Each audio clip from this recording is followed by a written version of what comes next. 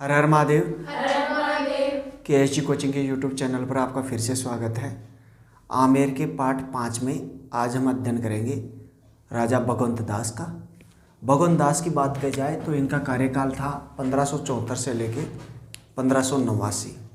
पिछले एपिसोड में यानी पार्ट 4 में हमने देखा इनके पिता राजा भारमल के बारे में देखा कि किस प्रकार राजनीतिक सूझबूझ के तहत उन्होंने अपने बड़े भाई भीम सिंह के पुत्र आस्करण को ग्वालियर की जागीर देके अपने पक्ष में किया और दूसरी ओर पूर्णमल के पुत्र शुजा को अपनी ओर मिलाया और 1562 में अपनी पुत्री हरकाबाई का विवाह किसके साथ किया?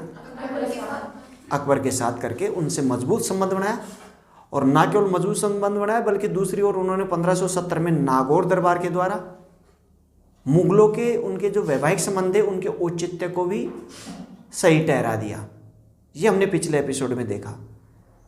अकबर के साथ उनके घनिष्ठ संबंध थे। अकबर ने उन्हें राजा की उपाधि 5000 का मनसब दिया। मलिक उल उमरा की उपाधि भी उनको दी गई। इसी क्रम में हमने देखा कि उन्होंने अकबर के साथ रणथंभौर का अभियान और दूसरी ओर चित्तौड़ अभियान का भी नेतृत्व किया। और उनके बाद में उनका उत्तराधिकारी कौन हुआ इसके बारे में चर्चा करते हैं। भारमल के ऐसे माना जाता है अनेकान की जो ऐतिहासिक ग्रंथ है उनमें ये माना जाता है कि भारमल के जो पुत्र थे वो भगवंत दास और भगवान दास एक ही थे। लेकिन कुछ ऐतिहासिक स्रोत ये मानते हैं कि भगवंत दास और भगवान दास दोनों पृथक पृथक थे। भगवंत दास जो था वो बड़ा पुत्र था जबकि भगवान दास कौन था? छोटा पुत्र।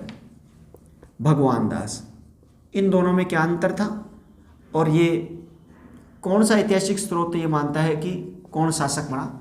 भगवान दास छोटा पुत्र था, ये राजा बना। इसको कौन कौन मानता है? इसी क्रम में मानता है सबसे पहला जो इतिहासकार है जो इस बात की मत की पुष्टि करता है कि भारमल के बाद में भगवंत दास राजा नहीं बने बल्कि भारमल के बाद में कौन बना? भगवान दास। बस अंतर तय का है, इसमें तय है और इनमें तय नहीं है, बाकी और कुछ भी नहीं। तो इसमें कौन था? सबसे पहला जो था बदायूनी के अलावा दूसरा इतिहासकार था फरिश्ता। कौन सा इतिहासकार था? फरिश्ता। एक था मोहनोत नैणसी। कौन था? मोहनोत नैणसी। ये तीनों तो आपको रट लेने दें, ठीक है। इसके अलावा दो इतिहासकार जो हैं, एक का नाम है बांकीदास, एक तो टेडी दास होता है और एक कौन सा दास होता है? बांकीदास। और बांकीदास के अलावा एक और लेखक था जिनका नाम था, क्या था? निजामुद्दीन। और निजामुद्दीन ने एक पुस्तक लिखी थी जिसका नाम था क्या? तबकात-ए-नासिर। यह मैंने आपको पहले भी बता दिया था। तो ये तमाम जो इतिहासकार हैं वो इस बात की मत की पुष्टि करते हैं कि भगवान दास छोटा पुत्र राजा बना था, ठीक। जबकि कुछ इतिहासकार ये मानते कि नहीं, भगवान दास नहीं बना, बड़ा पुत्र भगवान दास ही बना था। और ये मानता है एक तो अबुल फजल। कौन सा फजल? अबुल फजल। अबुल फजल की बात की जाए तो ये अकबर का राज दरबारी था। किसका था? अकबर। अकबर की जीवनी भी इन्होंने लिखी थी। अकबरनामा सुना होगा, आईन अकबरी इनकी खुद की जीवनी है, तो ये याद रखना। इनके बाद में अबुल फजल के बाद में दूसरा जो इनका वो था इतिहासकार, उनका नाम था सूर्यमल मिश्रण। कौन सा मिश्रण? सूर्यमल मिश्रण। सूर्यमल मिश्रण ये भी इस बात की मत की पुष्टि करता है। ये बूंदी के राम सिंह के राज दरबारी थे, ठीक। और तीसरा जो है इनके इस मत की पुष्टि करने वाला है वो मान सिंह का राज दरबारी था। मिर्जा राजा मान सिंह का नाम सुना होगा। मिर्जा राजा मान सिंह का राज दरबारी था जिनका नाम था पुंडरीक विट्ठल। कौन सा विट्ठल? पुंडरीक विट्ठल। तो पुंडरीक विट्ठल भी इस बात को मानता है कि इनके पिता का नाम भगवंत दास था, ठीक। और चौथा जो है वो ऐतिहासिक स्रोत अपने को देखने को मिलता है मान सिंह का वृंदावन शिलालेख। कौन सा शिलालेख? वृंदावन शिलालेख। मान सिंह ने वृंदावन में राधा गोविंद देव जी का मंदिर बनाया था। गोविंद देव जी का मंदिर बनाया था कहाँ पे? वृंदावन। तो वहाँ पे उन्होंने लिखाया था राधा गोविंद मंदिर। कौन सा मंदिर था? राधा गोविंद। ये आपको याद रखना है।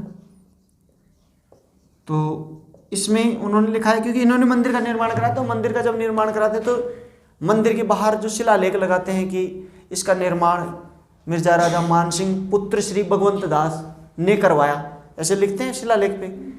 तो ये इन्होंने किया, इस पे भी लिखा है। जबकि एक 5वां शिलालेख बनता है 1612 का आमेर शिलालेख। कौन सा शिलालेख? आमेर। आमेर में एक संस्कृत में शिलालेख लगा है, उस पे भी इस बात की पुष्टि होती है कि मानसिंह किसके पुत्र थे?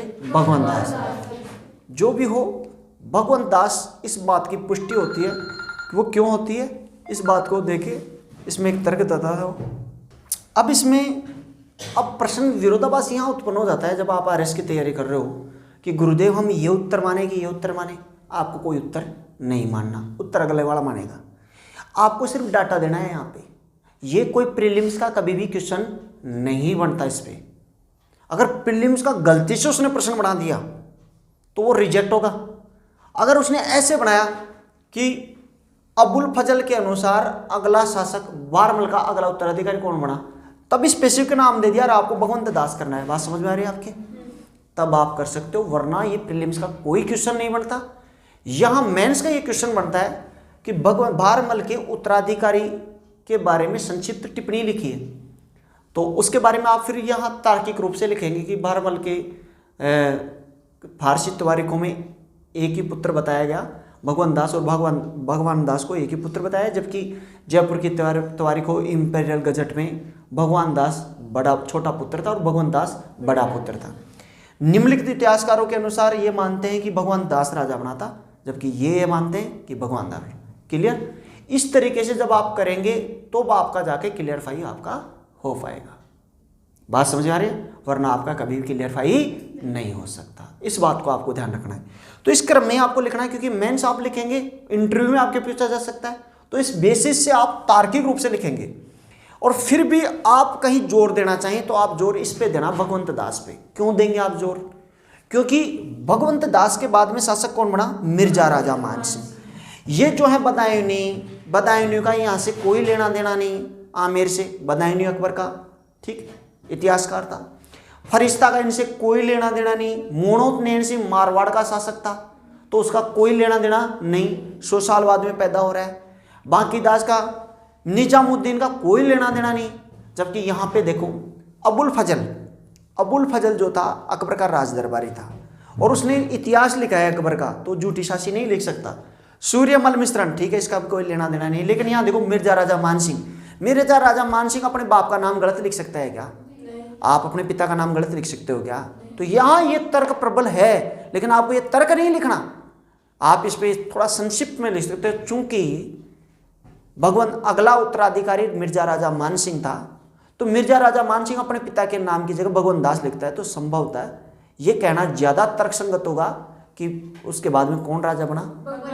तो इस तरीके से आप इस बात को रखेंगे तो आपको कहीं ना कहीं इसका बेनिफिट आपको जरूर देखने को मिलेगा। मानसिंह का देखो वृंदावन शिलालेख, अब वो शिलालेख पे क्यों लिखाएगा अपने पिता का नाम? शिलालेख में चलो मान लो एक जगह उनकी गलती होगी, गोविंद देव जी के मंदिर वृंदावन में बनाया था, वो गलती होगी उनसे, तो फिर क्या वो आमिर शिलालेख में भी गलती करेगा? वही, वो बार बार तो मिस्टेक नहीं कर सकता। बात समझ आ रही? तो कहीं ना कहीं ये कहना तार्किक हो सकता है, या हो सकता है कि दोनों एक हो, लेकिन अगर एक होते तो फिर ये दोनों अलग अलग ना लिखा होता। तो आप इसका एक स्क्रीनशॉट ले सकते। अब देखो, अब भगवंत दास राजा बनता है। भगवंत दास के बारे में थोड़ा सा देख लो। एक तो चीज ये याद रखना, 1585 में इन्होंने अपनी पुत्री, जिसका नाम था मानबाई, पुत्री का क्या नाम था? मानबाई का विवाह इन्होंने सलीम के साथ किया। किसके साथ किया? सलीम का मतलब था अकबर का पुत्र। किसका पुत्र? अकबर का पुत्र, जो किसके नाम से राजा बना था? जहांगीर। इससे विवाह किया इन्होंने, ठीक। अब ये जो मानबाई थी, इसको जहांगीर ने 2 उपाधि दी थी। एक तो शाह-ए बेगम, कौन सी बेगम? शाह-ए बेगम, और दूसरी उपाधि दी थी उसे सुल्तान उस निस्सा। कौन सी निस्सा? सुल्तान उस निस्सा। ये 2 उपाधियां इसको किसके द्वारा दी गई थी? जहांगीर के द्वारा। और दूसरी ओर देखो, हरकाबाई का विवाह भी हुआ था। इनकी बुआ जी का विवाह किसके साथ हुआ था? अकबर के साथ। हरकाबाई का विवाह किसके साथ हुआ था? अकबर के साथ। और अकबर ने उन्हें 2 उपाधि दी थी। एक तो कौन सी दी थी? शाही बाई, नहीं सॉरी शाही बाई थी उनकी उपाधि। कौन सी थी? शाही बाई। और दूसरी उनकी थी मरियम्मा उजमानी। मरियम्मा उजमानी। तो ये दोनों चीज़ एक साथ लेके चलेंगे तो आपको ज़्यादा बेहतर तरीके से समझ में आ जाएगा। और दूसरी चीज़ और देखो, जहांगीर और मानबाई के एक पुत्र उत्पन्न हुआ। इन दोनों का जो पुत्र था इसका नाम था खुसरो। क्या नाम था? खुसरो। और जबकि अकबर और हरकाबाई के जो पुत्र है उसका क्या नाम होता? सलीम। तो वैसे देखा जाए तो सलीम जो था इनकी बुआ जी का लड़का था। किसका लड़का था? रियल बुआ जी। बात समझा क्या?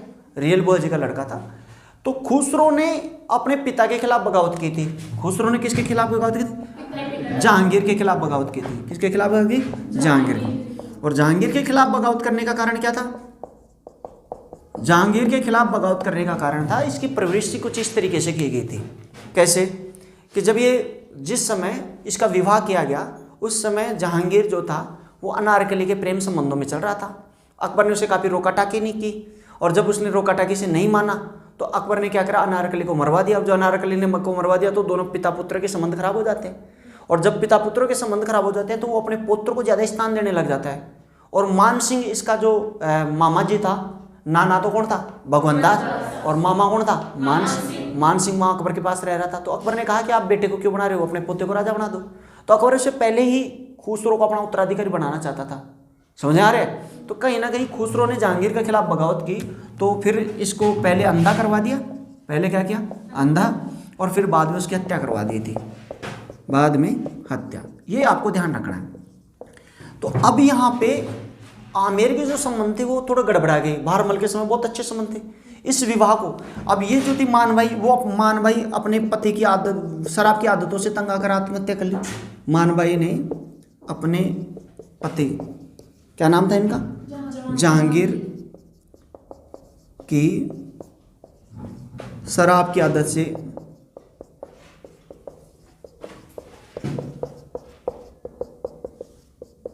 क्या कर ली? आत्महत्या कर ली। ये याद रखना भाई।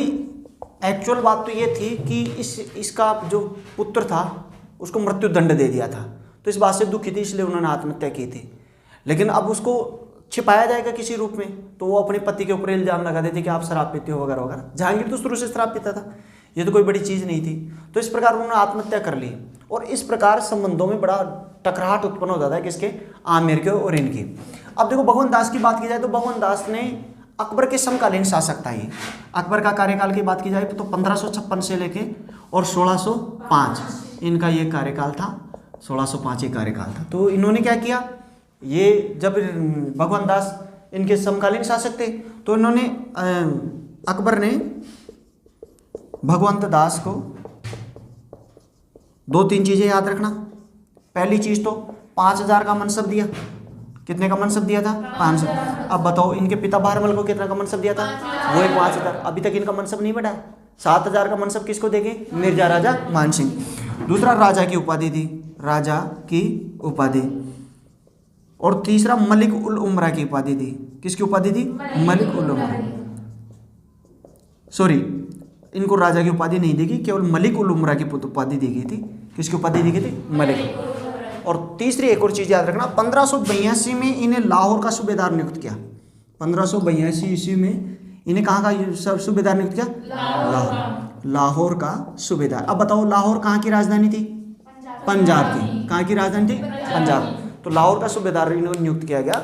और 1585 में इन्होंने लाहौर में एक मस्जिद का निर्माण कराया था। किसका निर्माण कराया था? मस्जिद का। ये भी आपको याद रखना, एक हिंदू राजा था होते हुए उन्होंने मस्जिद का निर्माण कराया। और 1589 में इनकी क्या हो जाती है? मृत्यु। 1589 ईस्वी में इनकी मृत्यु होगी। आप इसका एक स्क्रीनशॉट ले लीजिए। एक चीज और याद रखना, महाराणा प्रताप को समझाने के लिए पहली बार किसको भेजा था? जलाल खान कोरची को, दूसरी बार मान सिंह और तीसरी बार भगवत दास। तो एक चीज और याद रखना, प्रताप को समझाने के लिए, प्रताप को तीसरी बार समझाने के लिए, कौन सी बार? तीसरी बार समझाने के लिए किसे भेजा गया? भगवंत दास। ये और थोड़ा याद रखना, हालांकि मैं महाराणा प्रताप में भी इसको लिखा देता हूँ, लेकिन फिर भी यहाँ पे लिख लेना। इस प्रकार ये कंप्लीट हुआ।